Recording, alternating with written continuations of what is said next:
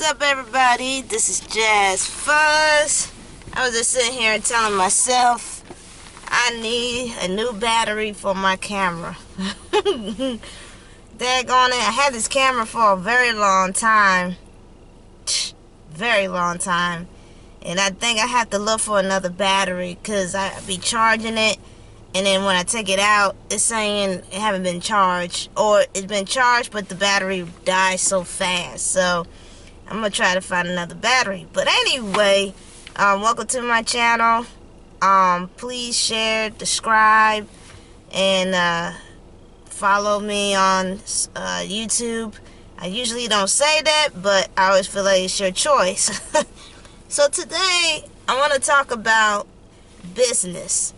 Is business like retail stores and malls and just any business, food, hotels, or is business a manipulation? So over the years, or should I say decades and centuries, that when people build business, three things that people got to keep in mind to run a business. 1, customer service. 2, always engage with your customers, what they want or what something new they want in your business. And 3, always be honest with your customers. Now, business today, many people will argue that business are very shady and corrupted and double-minded. They want to keep their customers, but they also want to shank their customers. So is business a manipulation to get people to buy their products or have their products?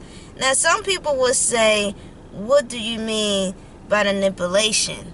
Because business can't manipulate people. Oh, they have for centuries, for a minute they have.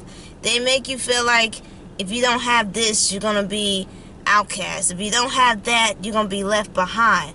A perfect example would be technology. Technology is always going to be advanced every single month. I want to say every single month, but it's almost like every year there's something new. Look at the iPhone. I don't know what number it is. Maybe iPhone 13, 14, I don't know. But the iPhone keeps constantly changing and revolutionize the phone.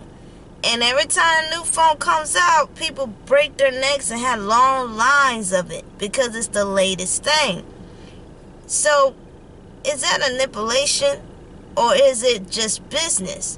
The manipulation part is when you buy a new phone, the battery life sucks. It doesn't last very long.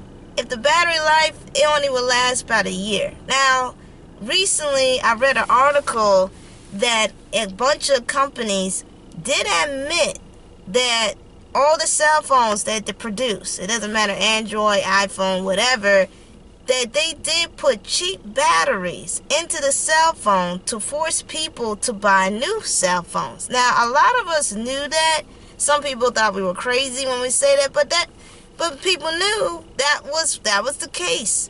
So that's why I used the manipulation part, because you remember the three things I said. You have to be honest with your customers. Now, business today, they're all about the dollar. Everybody wants to get rich. Everybody wants to get wealthy. Everybody wants to live that high life. But at the same breath, now companies are realizing that people are researching. Before, people didn't have to research under companies. They trust the companies. See, companies have to understand, or business people have to understand, you marketing yourself, right?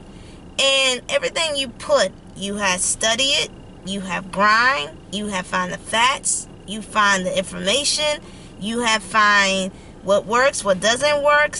You find what is more quality and quantity of your business, how it runs. You find all this information. And so when you bring it to the television or on YouTube or newspaper, magazines, and you're showing people, you know, what your product is, and you got all this information, right? People gonna believe that.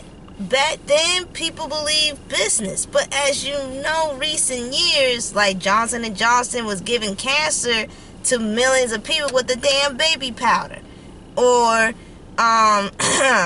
Skechers had a walking shoe and it fuck up people's ankles. I never forget that. So there's many examples where businesses sit there and say, we had done the research, we had testers, we know about it, we know the ends, the negative and the positives, we got rid of the negatives, here's all the positives. And have you in all the years I watched when I was a kid on commercial, all of them, like, you know, that commercial say, if you or a loved one been affected by this product, please call 1-800-77-6035 for a lawsuit. I never forget those commercials, because it's like, damn, I just seen that like a year ago, and now they're calling people because people are suing the company because of injury or some weird mutation or something's wrong with them. You know what I'm saying? So the manipulation part is when they lie, or they make it seem it's so good. You know that saying that people say, if it's so good to be true, it must not be good, because a lot of business use manipulation. Now, it wasn't always like that, but what happened, I believe, because one of my friends pointed this out, that the first generation who start their business will pass it on to their kids. Unfortunately, as the next generation keeps going down, the next generation doesn't care about keeping the business alive, keeping the quality as sharp and at point, and also keep the customers informed and happy. What happened was the next generation ended up being very lazy, because the accumulated of wealth have been in their family, right? So unfortunately, when that happens, the companies start going down the drain. This is the reason why many companies have failed, and this is the reason why people think business are nothing but manipulating people to buy their product, because they really need the money, you know? And their generation is killing. I think business could stay up if they listen to their customers. Not everybody you can satisfy.